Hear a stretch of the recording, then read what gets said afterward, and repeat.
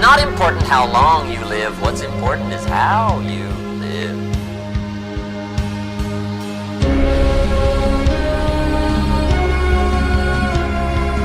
The first thing I believe you got to do to turn yourself around is really take control of your mind, or specifically, you got to feed and strengthen the mind. Guess what? You're going to make some mistakes. So the person who's never made a mistake hasn't done anything. And you're going to make some mistakes if you want to do something out here. You're going to fall flat on your face. You're going to be criticized when you come out into the arena called life. You're going to feel awkward and stupid and dumb sometimes. It goes with the territory. But it's okay.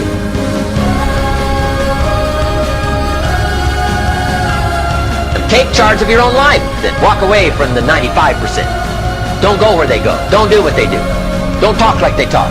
Develop you a whole new language. Don't use their vocabulary. Don't use their excuses. Once you look back on it, you will never turn back. You'll never go back to the old ways and the old language and the old neglect. Never.